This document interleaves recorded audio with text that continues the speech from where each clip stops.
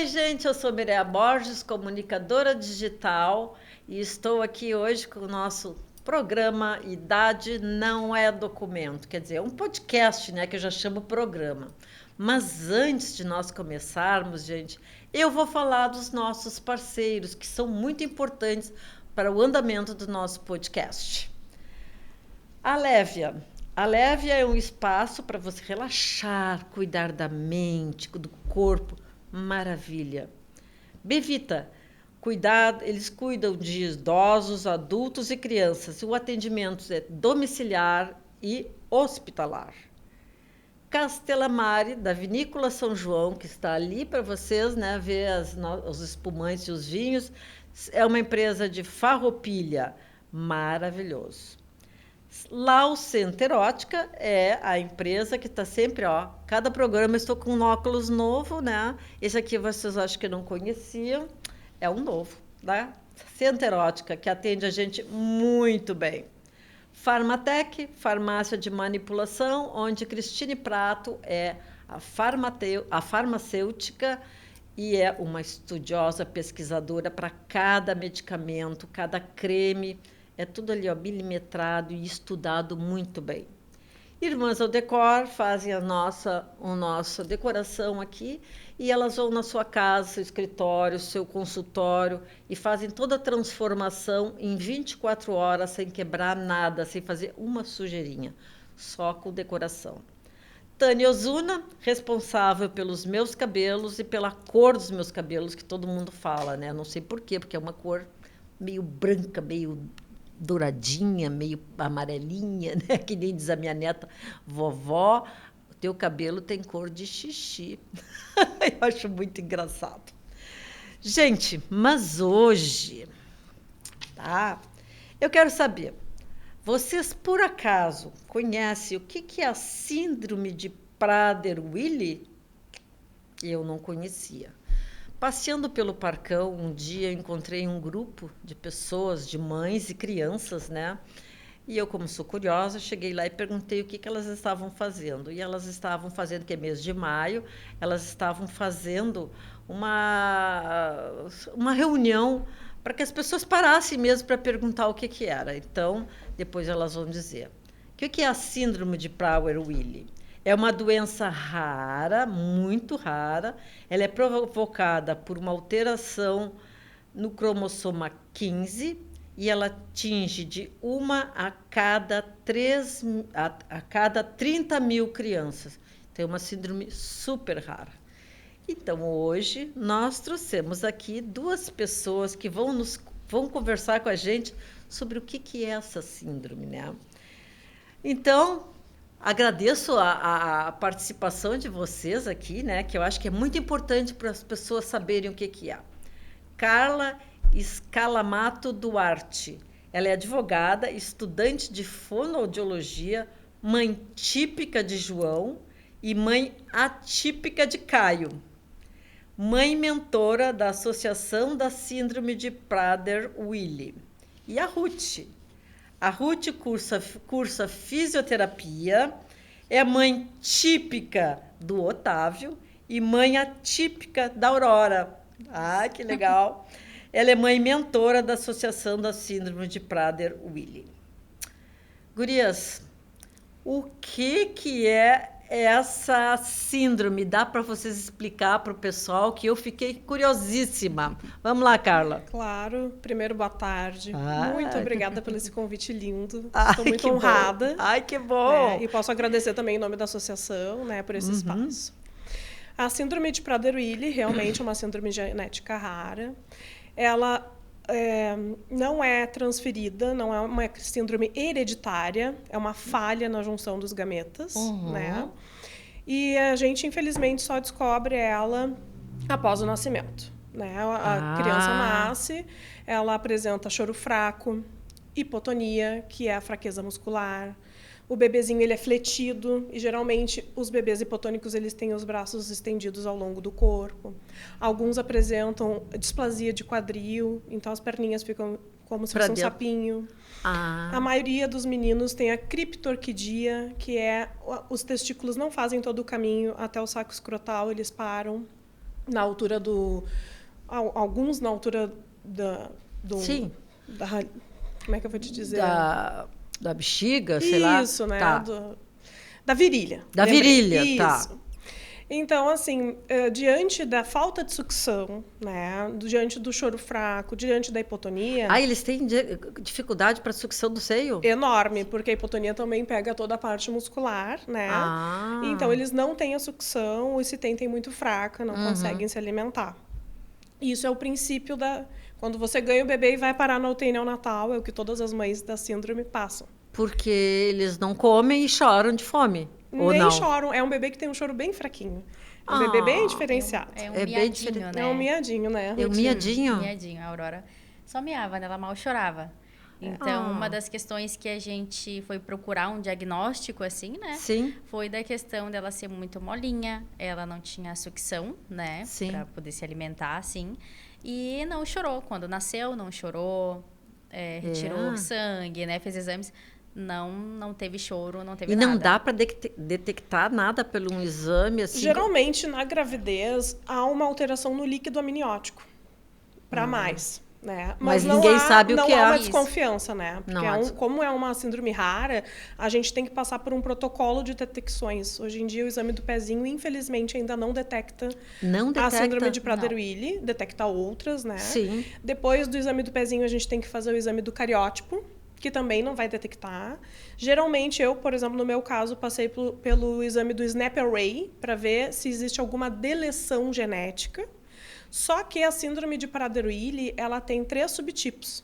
Ela tem a deleção, a dissomia e o imprinting. Ok, agora tu desmiuça isso pra gente. Isso, então. A grande maioria dos Prader-Willi, 70%, o cromossomo ele tem uma falha de deleção, no cromossomo 15. 29% tem a dissomia. E 1% tem o imprint. Na verdade, a síndrome genética é igual para todos. Há uma leve diferença entre um e outro, mas se descobre realmente só com teste genético. E depois que nasce, que a gente vê as características do bebê. Né? Tá, mas e depois esse exame que vocês fazem, os médicos pedem para fazer esse exame? Sim.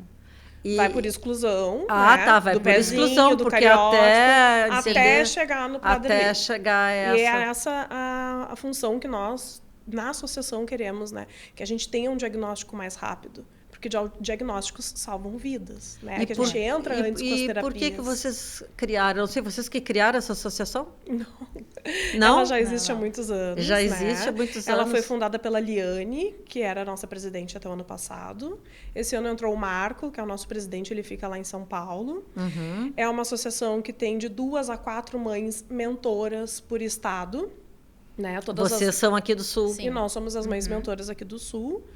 E levamos para o próximo que um dia fizeram para a gente, né? Que é acolher, é conversar quando a gente vê que a pessoa descobriu que tem a síndrome, é orientar, é falar sobre o luto, porque é muito difícil, né? Acredito que deva ser. Sim, receber um diagnóstico assim não é fácil, né? Nossa. Acredito que não deva ser, né? Pra gente, assim, que nem eu digo, a minha experiência, né? Quando eu recebi o diagnóstico, assim,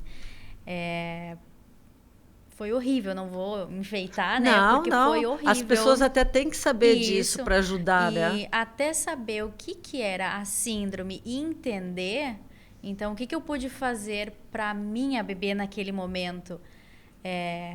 Eu tenho que aceitar, né? Uhum. E eu tenho que... O que eu posso melhorar para ela? O que eu posso fazer diante, né, dessa situação? Tem cuidados diferentes? Da minha experiência com a Aurora, não digo cuidados diferentes, a não ser a questão de alimentação, porque tem que ser bem regradinho. Agora ela está numa fase dos 2 aninhos que está me deixando essa questão bem preocupada, a questão de alimentação dela, porque eles sentem muita fome. Sabe? Uma das características da síndrome de Prader-Willi é que é uma falha no hipotálamo, o que causa uma hiperfagia, que é uma sensação, uma vontade de comer descontrolada, porque ele não tem a sensação de saciedade. Ele não tem essa... A criança Entendeu? não tem essa... Então, são Isso. crianças que antigamente, se você colocasse no Google síndrome de Prader-Willi, mostravam crianças muito obesas, que tinham uma vida muito curta, porque morriam pelas condições da obesidade. E hoje em dia a gente sabe que diagnóstico não é prognóstico. A gente tem mães que cuidam muito da alimentação, que fazem os pilares, né? Que eles têm que ter as terapias, como fono, físio, TO, ecoterapia. Eles têm que tomar o GH, que é o hormônio do crescimento, que é o que ajuda eles a regular muitas coisas. Tem que ter uma alimentação bem controlada e a rotina, né?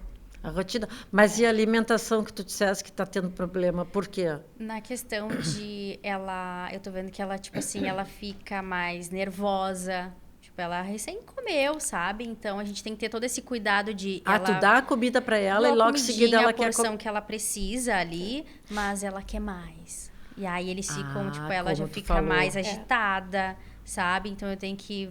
Esses dias eu falei com a Carla, né? Nossa, eu tô aqui e ela tá gritando, não sei o que fazer, me ajuda. De fome? De fome, tava braba, assim, sabe? E a Carla foi me auxiliando, né? Como fazer, como muitas agir, vezes não né? é fome, às vezes é cansaço, É. às vezes é sede.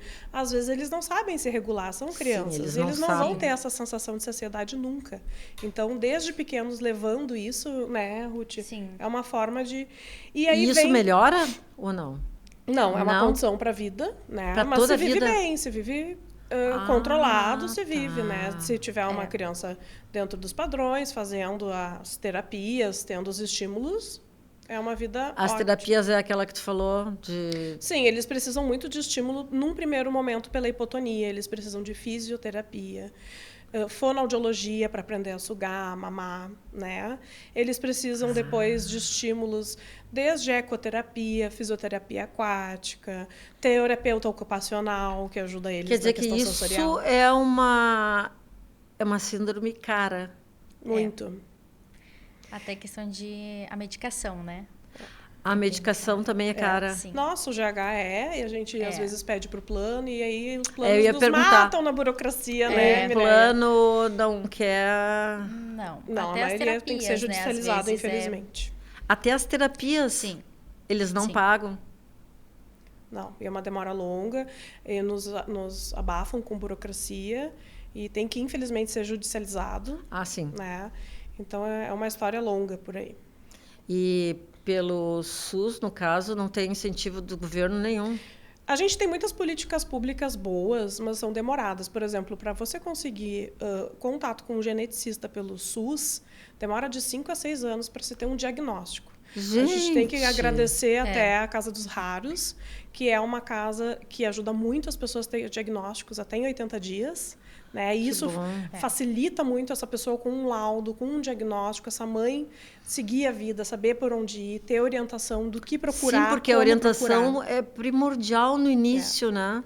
E o diagnóstico rápido, ele ajuda muito. E é isso que a associação batalha bastante, para que a gente tenha diagnóstico rápido, para que a gente possa ter no teste do pezinho esse exame do Prader-Willi, para que a gente tenha acesso... E na parte política, vocês não conseguiram nada ainda? Com algum político? Não, infelizmente, ainda não. Ainda não? Não. A síndrome agora, a associação agora, ela está vindo bem forte, assim, no sentido de divulgar mais. Sim, de porque fazer mais eu não palestras. sabia o que era isso e muitas pessoas não sabem. Inclusive, Mireia, quando você me encontrou lá no Parcão, é porque em maio a gente faz, né, o mês da conscientização da síndrome de Prader-Willi. Por Aquilo que isso você viu é o encontro das famílias de Praders, né, que a gente faz trocas, a gente tem um dia de divulgação, como você foi lá e viu que a gente estava falando sobre isso. Sim. Né? É um momento da gente mostrar, essa síndrome existe e ela precisa ser vista. Né? E a criança precisa ser internada em algum momento ou não? Não, assim, na verdade, que nem a Aurora, quando ela nasceu com essa hipotonia, né? De não chorar, de não querer se alimentar. Então, foi feito ali uma internação para investigar o porquê. Sim. Mas, geralmente, tem mães que vêm para casa com o bebê e É que Depois de na um realidade tempo, o que sabe? demora é o diagnóstico, é saber por onde começar. Mas sim, eles são mais frágeis, eles têm São mais tendência a Tu ter tens um hipotonia. filho também? Eu tenho o Caio, de O 2 anos e Caio, meio. que é pequenininho Né, também, que é pequenininho. a Aurora. Não mamava, também sofri muito com a questão de não amamentar. Foi condicionado para mim que ele colocasse uma gastrostomia para eu ter alta Pra do poder... hospital. Né? E depois de 10 meses, passando por 4 fonoaudiólogas, eu fui para São Paulo, levei ele para fazer 1 mês de terapia intensiva lá, e a fonoaudióloga de lá fez ele mamar. Com 10 meses, então, ele mamou uma mamadeira inteira, que não passou pela sonda. Que felicidade! Foi a maior felicidade da minha vida. E aí eu decidi ser fonoaudióloga por isso, né? Por isso, para poder ajudar também até na síndrome, você me perguntou, né? E é Uhum. por isso, ajudar outras crianças, orientar outras mães. E por que vocês se denominaram mãe típica e mãe atípica? Mãe típica, né? Para mim ali, eu tenho o Otávio, de 6 anos. E ele é uma criança, digamos, não digo o termo normal, mas é uma criança que não tem uma síndrome, não tem nada assim, né? E aí chegou a Aurora com essa síndrome, né? E aí é onde entrou a mãe atípica, porque é 2 extremos ali. A mãe típica e a mãe atípica. E mãe atípica, porque para uma coisa para o Otávio funciona, o que não funcionaria para a Aurora. Então é onde a gente tem que se dividir. E é difícil essa questão de dividir entre ser mãe típica e mãe atípica. E tu também, né? A mesma coisa. Sim, eu tenho o João, de 11 anos, maravilhoso. E sempre pedi um mano, né? Eu ganhei ele aos 30 e aos 41 resolvi ser mãe. Aos 40 fui mãe do Caio. Do Caio. Aos 41 resolvi, então, entrar na faculdade. E quando ganhei o Caio, achei que ia ser igual ao primeiro momento, que eu já tinha aprendido muito da maternidade com o João. E foi bem diferente, né? Há uma atipicidade bem que requer um olhar atento, né? Requer que a gente se desdobre indo em terapias. A maioria das mães atípicas param de trabalhar. Porque elas têm que ter esse tempo de leva na físio, leva na fono, leva na médica, faz Então, o exame. além de vocês terem gastos maiores, vocês ainda têm que parar de ter receita para poder cuidar desta criança com essa síndrome. E para estimular, né? É uma época de ouro. Os primeiros anos de vida é uma época de ouro, né? A gente precisa que essa criança tenha no futuro uma autonomia. E isso começa lá no início. E a escola? Sim. A maioria deles vai para a escola tranquilamente, normal. Eles são, como eu digo assim, carinhosamente, atrasados no sentido de atraso para falar, atraso para caminhar, né? Uma criança típica caminha antes deles. Atraso né? não, até rápido na alimentação. Mas eles vão todos para a escola, eles acompanham. Hoje em dia tem os acompanhantes terapêuticos, né? A gente sabe até de Prader-Willi que faz faculdade, então é muito legal, né? A gente sabe que depende de como vem, porque dentro da própria síndrome tem características de cada um, né? Sim, eles têm um atraso cognitivo global. Não posso, né, não olhar para isso, mas eu olho muito para a questão do que a gente conseguiu já, quem são os Praders que foram para a vida, que têm autonomia, o que eles conseguem. Eu quero isso para o meu filho. Isso é interessante saber. E essa associação de vocês tem algum incentivo? Não, e a gente busca muito isso, né? A associação... Gente, por favor, né? Vamos se juntar a essa causa, gente. Filhos de qualquer filho, neto, no caso, filhos... precisam de algo mais, sabe? Sim. Mais sólido, de estudo, de pesquisa para ajudar essas crianças, né? Até, inclusive, porque as mães precisam parar de trabalhar, né? Para cuidar desta criança, né? Sim. E a associação, ela se ajuda em si, né? Com as pessoas associadas. Por isso que a gente faz bastante pedidos que as pessoas se associem. É uma causa muito boa para se ajudar. Para se associar, precisa ser filhos... Não. Ter filhos, não? Pode ser qualquer pessoa? Qualquer pessoa pode se associar, né? Pode ser amigo, parente, vizinho, desconhecido, conhecido. E essa associação tem algum valor? Sim. A gente tem valores de 15, 30... R$60, né, Ruth? R$60, se eu não me engano. E aí, valores, quem quiser doar mais, Sim. eles aceitam, né? Então, a gente está vindo forte agora com esse pedido no Instagram, principalmente, SPW Brasil, que o pessoal se associe, que o pessoal entenda, que o pessoal divulgue, né? Que a gente faça esse movimento. Sim, por isso que eu resolvi trazer vocês, porque eu Sim. nunca tinha escutado sobre essa síndrome. E eu acho que é importante as pessoas saberem, né? Sim. Quanto mais pessoas, né, saberem dessa síndrome e nos ajudar a divulgar, né, a gente consegue ter um diagnóstico muito mais rápido, Sim. né, para essas crianças que precisam em si, né? Não só o diagnóstico, como acessos, né? Acesso. Desde políticas públicas voltadas para os Sim, raros, voltadas. como o acesso para físio, fono, TO, ecoterapia, como o acesso para que essa criança vá para um colégio e a mãe vá trabalhar. Outros acessos, né? Então, é importante, sim, a gente falar sobre os raros, né? Sim. São tantas síndromes raras, essa é só... Sim, tem várias mais síndromes uma. raras. Sim. Eu me lembro, eu tenho uma filha celíaca, e eu me lembro, agora, hoje em dia, ela já tem 41, vai fazer 42. Mas quando a gente descobriu, aqui no Brasil não tinha nada para... Então, a gente tinha que mandar vir de fora, porque já era conhecido, para fazer as comidas para ela, porque era muito difícil. Aí eu entrei numa associação também para saber, como mãe, como lidar com aquilo, né? Mas hoje em dia, na época, não era uma associação, como é que se diz, incentivada, né? Que tinha incentivos, e hoje em dia já, né? Hoje em dia já tem, porque tem bastante, né? Tem bastante, já tem no supermercado, os rótulos, eu me lembro que a batalha era que os rótulos dos alimentos tivessem escrito, né? Contém glúten, contém não sei o que, e a maioria, hoje em dia, já tem, né? Sim. Mas no início foi difícil, então... ninguém conhecia, né? E hoje, até para nós, quando veio o diagnóstico dela... O que é isso, né? Da onde que vem, é para isso? onde vai. Né? E aí a médica nos explicou, e aí que a gente começou a ir atrás, que nem a síndrome de vocês. Só que é uma síndrome diferente, são doenças raras, né? E a associação vem para isso, né? Para nos ajudar a nos associar, ajudar vocês trocas, a né? Fazer essas trocas. E vocês têm incentivos para os filhos de vocês e dos outros, né?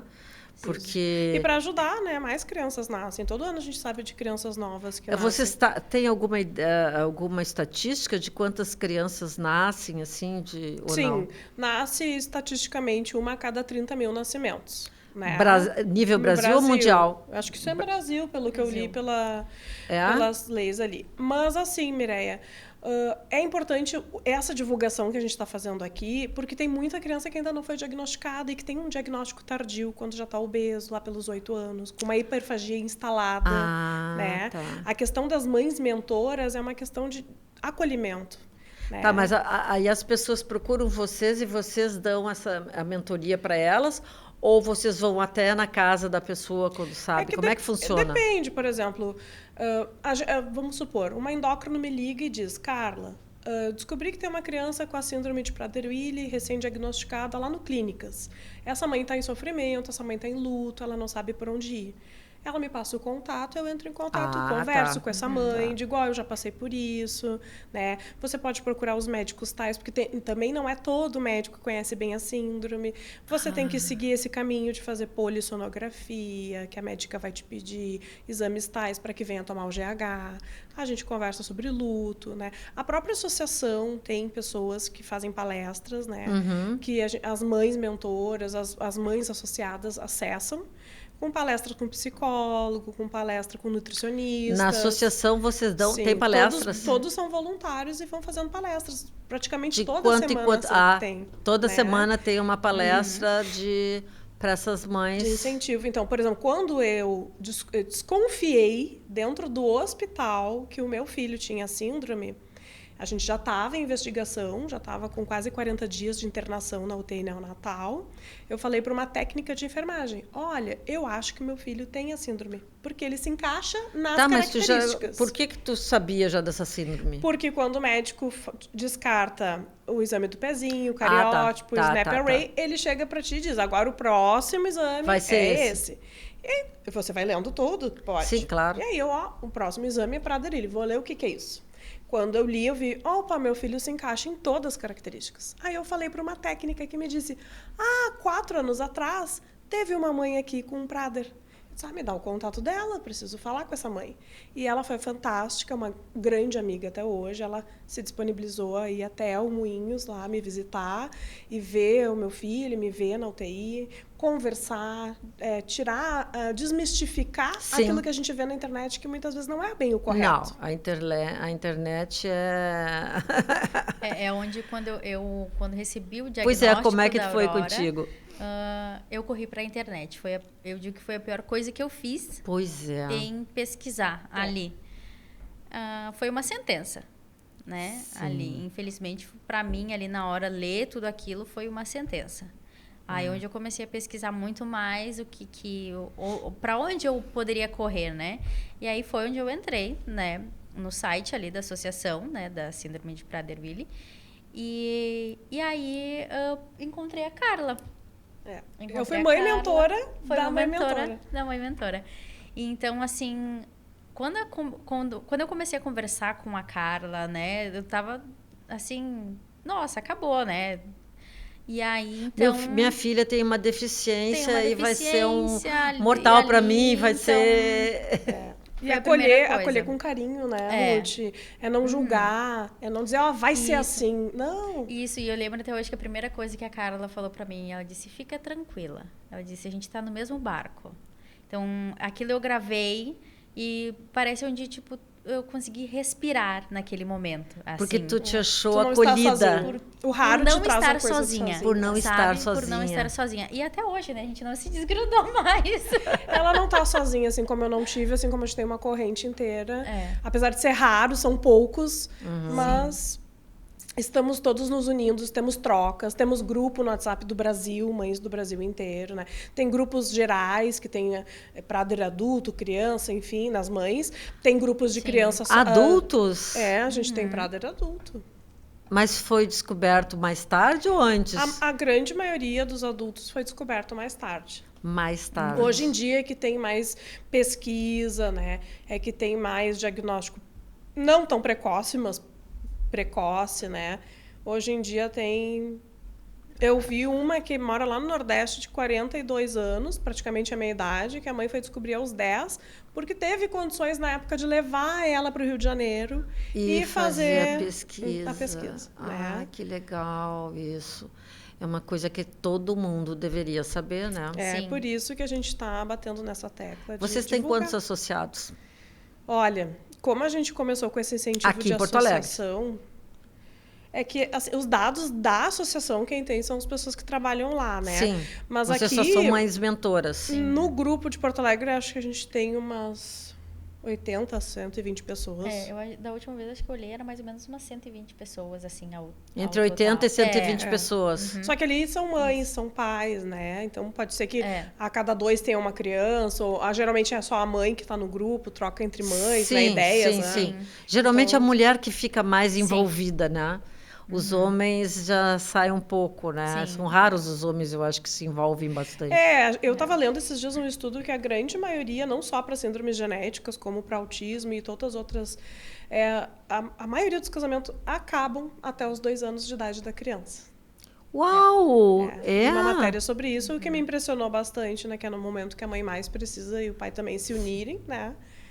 Mas isso é inerente ao homem, né, gente? Porque você sabe, né, que eles ficam assim... Eu não concordo, vou te dizer, Mireia. Meu marido foi fantástico. Não, é um paizão. Nós também, eu tenho lá em casa, eu sempre tive apoio e sempre foi... Mas, assim, tem muitos homens que largam, né? Porque eu não quero uma criança com problema. Teve um caso, né? A mãe, ela mora em São Paulo. E eu recentemente tinha feito um Instagram para a Aurora, na intenção de divulgar a síndrome, né, dela. Então, mostrar a evolução dela. Então, através do Instagram dela, 2 mães vieram, né, e falaram, olha, eu tô desconfiada, a gente está esperando o resultado do exame, porque demora também, né, o resultado, até sair, demora. Tem mais essa também. Isso, e aí depois de, se eu não me engano, foi uns 6 meses após, ela falou, olha, o meu filho, ele tem a síndrome, e agora, o que que eu faço? Ela disse, eu acompanho o Instagram da Aurora. É bem assim. Ela disse, ele vai ser assim? Então, já vem com, tá, mas ele vai ser assim, sabe? Então, é óbvio, cada criança com Prader é diferente uma da outra. Claro. Né? Tem as suas Até limitações porque ela é uma ali. pessoa diferente, Sim. né? Somos pessoas, né, diferentes. Sim, e aí eu vi que ali ela começou a me questionar bastante coisa, perguntar, né? Eu comecei a auxiliar muito ela e depois passou alguns meses, ela veio dizendo, né, com a notícia de que o pai não aceitou o diagnóstico da criança, né? Que não teria condição de ficar com uma criança doente assim, arcar com os custos, enfim, e o casamento realmente veio a Ser terminado. acabar, assim, sabe? Então, ali um momento que eu Frágil. fiquei... e aí ela ficou arrasada, né? Quer dizer, uma Assim, mãe que teve um filho com a síndrome ainda tem que lidar com isso, lidar com esse filho diferente, né? Ela ainda perde o apoio que é o marido. Que ela tinha. Isso. Mas também temos casos de gente que teve muito apoio, né, do marido, Sim. como o meu. Sim. E dentro da UTI neonatal, eu disse pra ele, meu Deus, o que está acontecendo? Eu não planejei nada disso. Isso é o luto, né? Eu não planejei isso. Eu gestei 9 meses, uma criança típica, e agora, o que eu faço? E ele me falou assim, sobre amor. O amor é o mesmo. Claro. Sendo típico, sendo atípico, sendo raro, não sendo raro. E aquilo me resgatou. Aquilo me trouxe... Não, porque acho que é um choque, né? É muito forte, né? É as 5 fases do luto, né? A negação, 5 fases do luto, barganha, nunca ouvi falar. Sim, já ouvi a falar. Depressão, a aceitação, então é complicado. É por isso que a gente tem que ter esse apoio. Criança que não se dá conta disso, né? As mães passam por tudo isso e eles estão ali precisando da gente, né? E a gente sempre tem que estar com um sorriso lindo, maravilhoso. Não, pra não assim, né? transmitir não isso pra eles. Isso. A mãe tá também frágil. O problema é o profissional de saúde, né? Eu passei por coisas com profissionais de saúde que hoje eu olho para trás e digo, meu Deus do céu. Como pode essa insensibilidade, né? Ah, sim, como os pode profissionais. você não falar a verdade, né? Deixar a gente descobrir por si só, ou percorrer caminhos mais árduos, porque você podia... Então, logo em seguida ser diagnosticado. Mas eu acho que nem vocês falaram no início, até os médicos ainda não sabem direito, ou não. Qual é o médico que pode fazer esse diagnóstico? O pediatra? Não, um geneticista. O geneticista, ele faz investigação genética. Geralmente, e o pediatra manda vocês, no caso, para um geneticista? Isso. Geralmente, hoje em dia, acontece dentro das UTIs neonatais. A criança nasce e vai para a UTI. A grande maioria... Porque é molinho, porque tem hipotonia, não consegue sugar, isso já caracteriza para ir para UTI. Algum problema. Dentro da UTI, no meu caso, chamaram primeiro uma neurologista, que fez alguns exames e descartou qualquer hipótese de paralisia cerebral. Sim. E aí, depois, a pediatra pede, então, para vir um geneticista juntamente com uma endócrino. Né? E aí levanta-se, através dos exames de sangue, todas as hipóteses. Só que se detecta pelo exame de sangue? Isso, sangue. É fácil, né?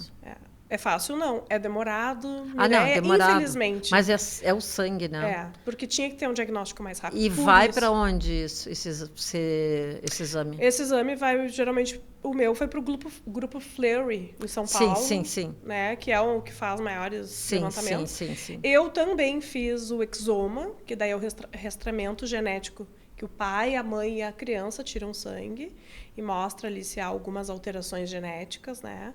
Esse exoma foi estudado aqui na Casa dos Raros.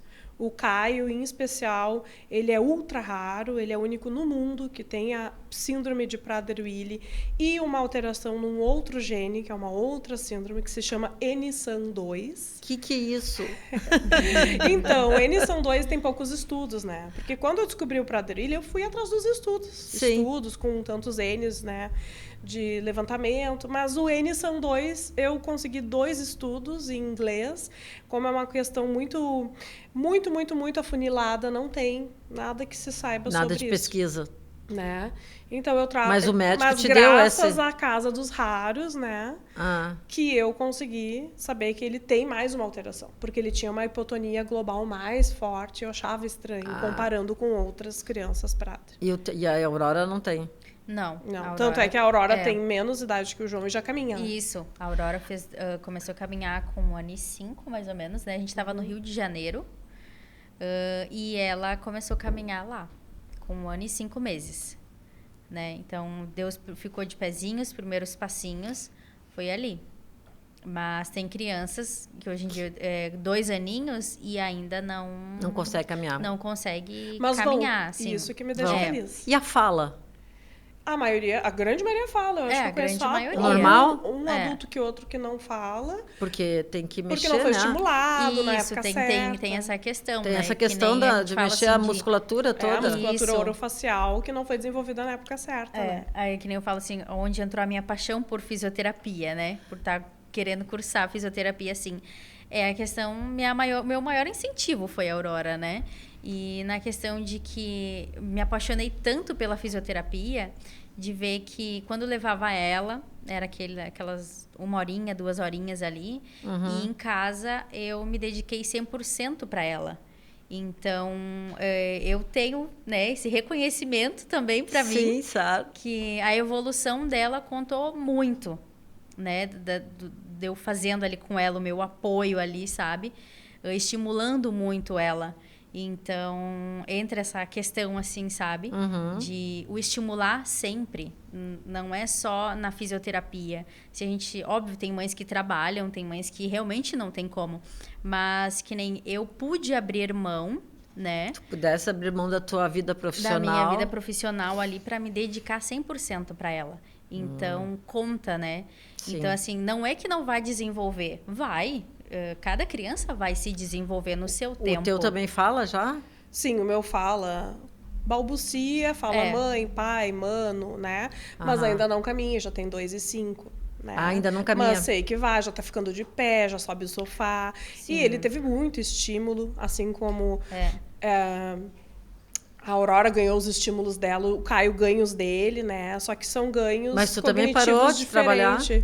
Eu, infelizmente, parei. Era uma coisa que me pegou muito na maternidade, ter que parar de trabalhar, né? Mas me abriu umas portas, Mireia, porque, olha só, idade não é documento, né? Com certeza. Eu comecei faculdade de fonoaudiologia com 40 a mais, graças a um filho atípico. Então, eu precisei de 40 anos e um filho atípico para me descobrir nessa faculdade. Daqui a pouco eu me formo. Quero ser uma boa fonoaudióloga, né? Já fui uma boa advogada, advoguei muitos anos, não advogo mais, né? E sou mãe agora em tempo integral.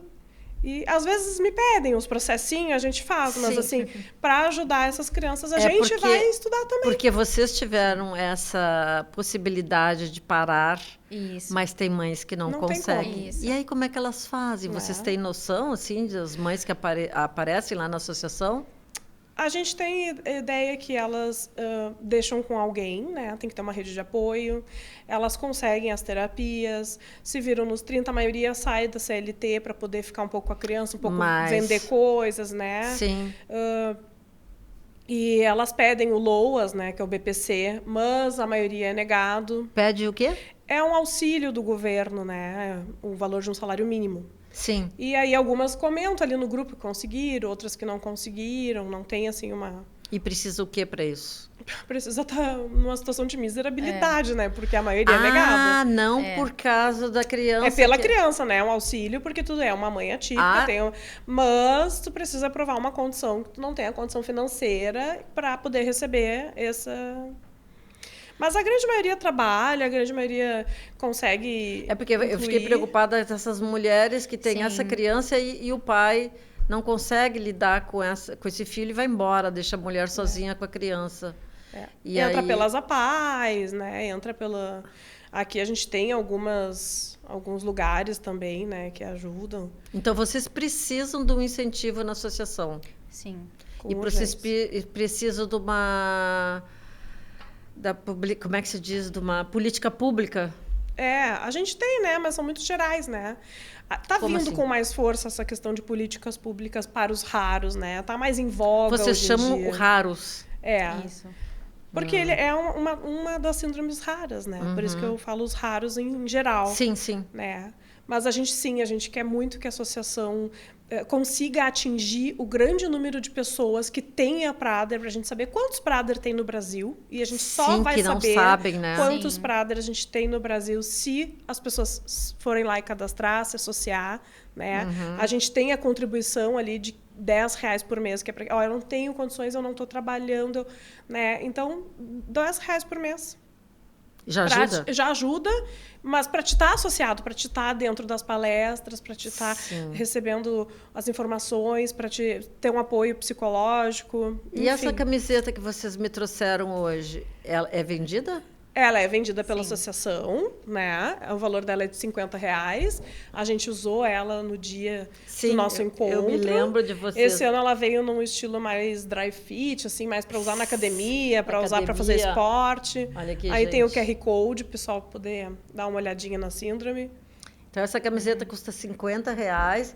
É só entrar em contato por onde que as pessoas Pode ser pelo Instagram ou pelo site SDPW Brasil. SPW Brasil. SPW Brasil. Isso, Associação Brasileira da Síndrome de Prader-Willi. Só jogar lá que você vai achar. Né?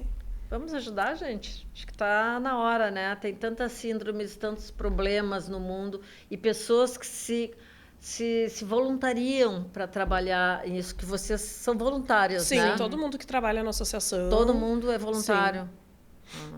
Desde o presidente, a psicóloga, a advogada, e as palestras nutricionistas são também.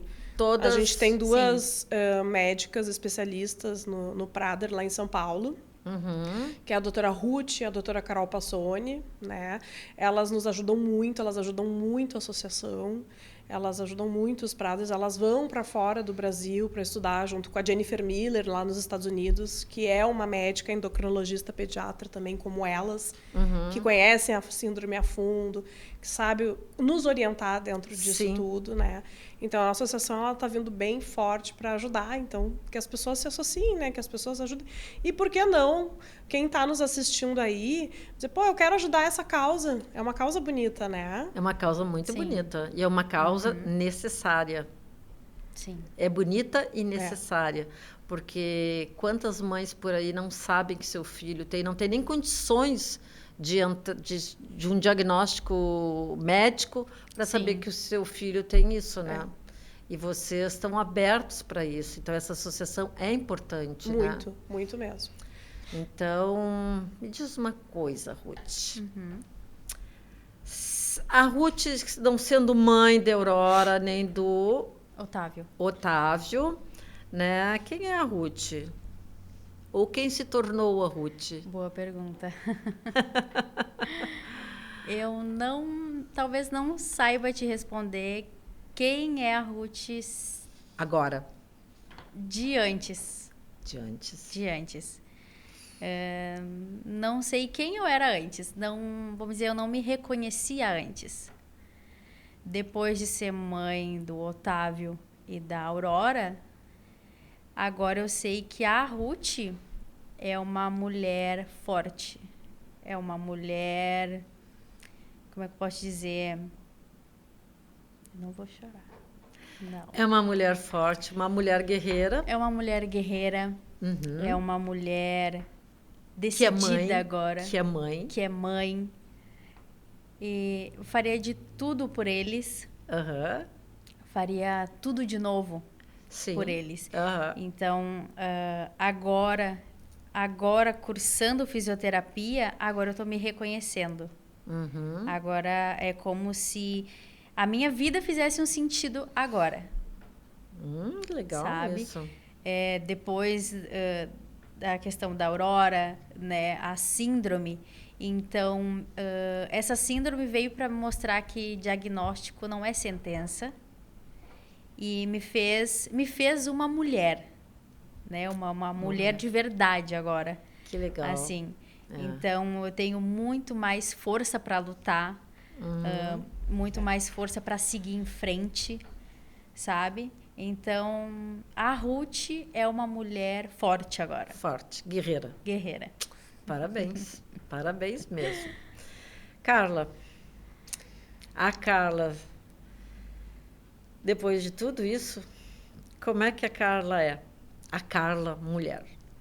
Nossa, a Carla mulher é reinventada, é uma mulher muito mais forte, né?